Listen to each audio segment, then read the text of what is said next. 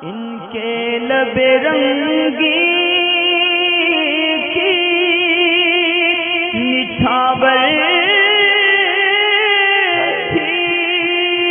कि जिसने।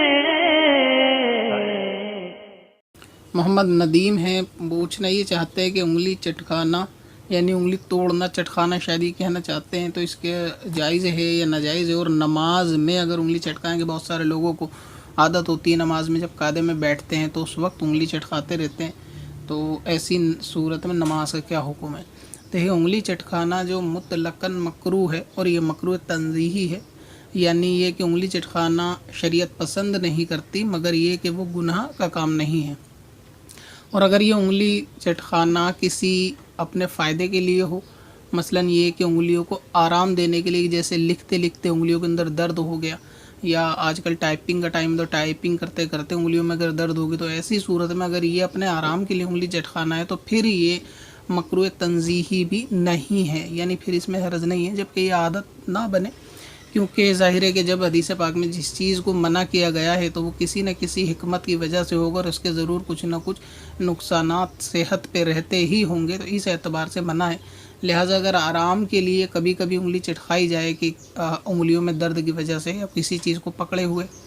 लिखते हुए, टाइप करते हुए काफ़ी देर से उंगलियों के अंदर थकन है, तो उसको चटकाने में हर्ज नहीं है। और सिर्फ ऐसे ही चटकाना तो ये मकरूह है, इसको नहीं इस तरह करना चाहिए, और उंगली चटकानी भी नहीं चाहिए, इससे बचना चाहिए। अब रहा ये कि हालत नमाज में उंगली चटकाना, तो हालत नमाज में उंगली का चटकाना ये मकरूह तहरीमी है,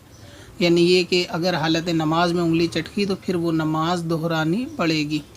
और ये नमाज वाजिबुल यादा भी होगी, यानी जिसने नमाज में उंगली चटकाई। अब ये कि कायदे में बैठने के बाद बहुत सारे लोगों को तशहुद पढ़ते हैं एक हाथ से और दूसरे हाथ से उंगली चटकाते रहते हैं, तो ये उनकी नमाज वाजिबुल यादा है, यानी ऐसी नमाज दोहरानी पड़ेगी, इससे बचना चाहिए। और नमाज में तो इसका ख़ास एहतियात करना चाहिए कि हालत नमाज में उंगली ना चटकाएँ। इसी तरह लोग कायदे में खड़े होते हैं, क़याम में खड़े होते हैं, तो क़याम में खड़े होने के बाद भी वो पैर के अंगूठा चटकाते हैं, तो ऐसी सूरत में उन लोगों की नमाज भी ये उनको दोहरानी पड़ेगी जिस नमाज में उंगली चटकाई। तो इस चीज़ का बहुत ज़्यादा एहतियात करें और बहुत ज़्यादा इससे परहेज़ रखें, तवज्जो भी रखें नमाज के अंदर मुकम्मल के हालत नमाज में उंगली न चटकाई जाए। बाकी ज़िंदगी में मकरूह तंज़ीही है, गुनाह नहीं है, लेकिन नमाज की हालत में तो मकरूह तहरीमी है, तो फिर ऐसी सूरत में इस नमाज का इयादा वाजिब हो। पत्थर में हसन लाले पुरनवार